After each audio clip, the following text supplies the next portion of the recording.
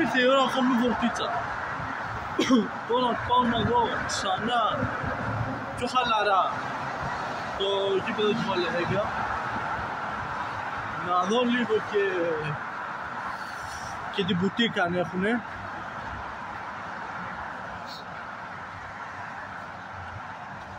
Και να δούμε και λίγο πώς είναι η βραδινή βόλτα στην Νορβηγία στο Όσλο στους μείον 15. Φτάσαμε Intility Arena. Καλά, εσείς δεν το βλέπετε ακόμα. Βλέπετε τον περιφερειακό δρόμο καλυμμένο στο χιόνι. Σκοτωθούν. Θα πιάσουμε και τροχέα. Λοιπόν, φαίνεται να γίνεται προπόνηση.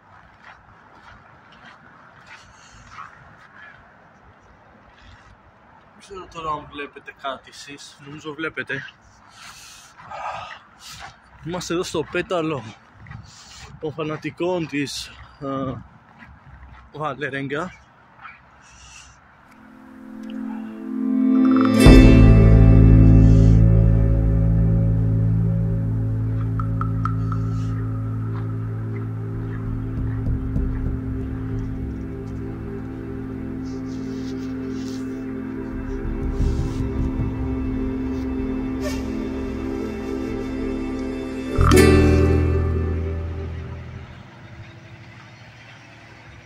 Στην πίσω πλευρά, τώρα δεν ξέρω τι είναι αυτό, είναι ανοιχτό γήπεδο ποδοσφαίρου, είναι ανοιχτό στίβος, δεν ξέρω τι είναι αυτό. Τέρματα δεν δείχνει να έχει, μοιάζει πολύ με στίβος πάντως. Μοιάζει πολύ με στίβος, θα δείξει, θα δούμε, θα το ψάξω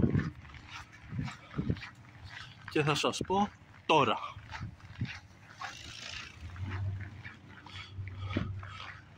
Εντάξει είμαστε. Εντάξει είμαστε. Πίσω λοιπόν από αυτό το γήπεδο που σας είπα τι είναι, είναι τα VIP. Όχι πίσω, δίπλα. Είναι ο χώρος των VIP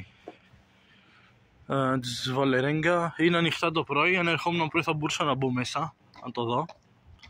It's ok, δεν πειράζει.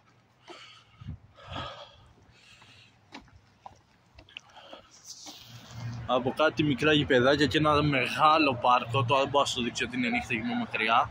Έρχεσαι εδώ στη γωνία των φιλοξενούμενων, στο ένα πέταλο. Έχει 3 εισόδους, νομίζω 4. 2 κηλικία, τώρα είναι το ένα ανοιχτό.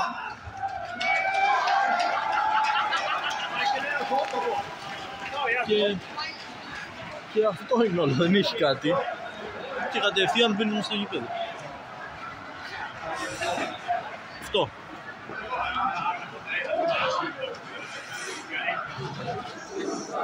Δεν έχει ξεκινήσει ακόμα το δεύτερο ημίχρονο, πολύ κρύο. Θα σας δείξω λίγο το κομμάτι εδώ που είναι οι φιλοξενούμενοι στην Intility Arena, νομίζω λέγεται. Δεν είναι κάτι ιδιαίτερο, αλλά είναι έτσι γλυκούλη.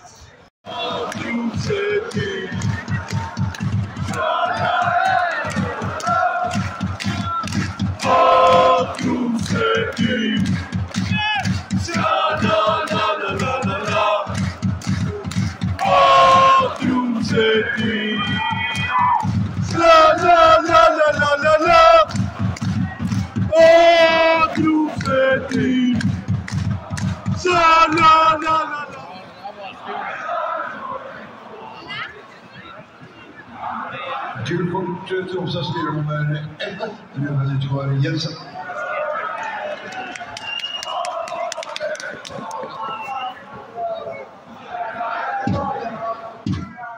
Αν και έλεγε ότι είναι ανοιχτή η μπουτίκ, είναι κλειστή. Δεν πειράζει, ευτυχάνουμε. Και εγώ χάνω που δεν μπορώ να δω λίγο την προπόνηση. Και εγώ χάνω που δεν μπορώ να δω λίγο την προπόνηση.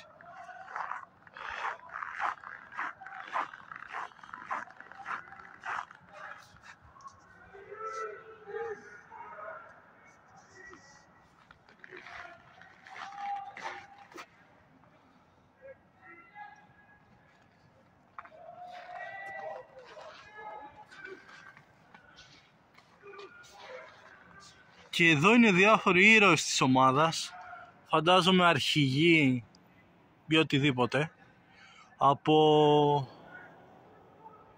ποδόσφαιρο, handball και hockey.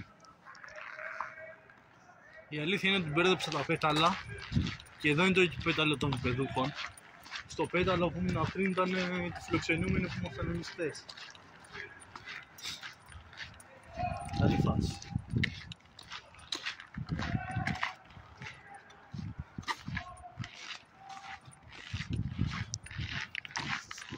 Το γήπεδο της Βαλερέγκα λοιπόν βρίσκεται, αν θυμάμαι καλά, στα βόρεια της πόλης, βορειοανατολικά. Είναι ένα σύγχρονο σχετικά γήπεδο. Θα μπορούσε να είναι πιο καλό. Και το λέω το σχετικά σύγχρονο γιατί ναι μεν είναι 8 χρονών γήπεδο. Ξεκίνησε να χτίζεται το 15 και ολοκληρώθηκε το 17 νομίζω, άρα 6 χρόνων γήπεδο. Αλλά σε σύγκριση ας πούμε με τη Νέα Φιλαδέλφια έχει τεράστιες διαφορές. Και με το Καραϊσκάκι τεράστιες διαφορές, ακόμα πιο μεγάλες διαφορές. Ναι, χωράει 16.500 κόσμο. Και αυτό. Ένα καινούριο και τόσο σύγχρονο γήπεδο. Και από εδώ ήρθαμε. Ναι. Μπουτίκ δεν βλέπω εδώ πουθενά. Οπότε αυτό. Λοιπόν, είδα, έχει εικόνες το βίντεο από το παιχνίδι χτες. Έχει εικόνες από το παιχνίδι χτες. Να δείτε πως είναι το γήπεδο. Αυτό είναι εξωτερικά τουλάχιστον, εσωτερικά το είδατε από τα πλάνα του χθεσινού αγώνα. Αυτά. Τα λέμε στο επόμενο γήπεδο.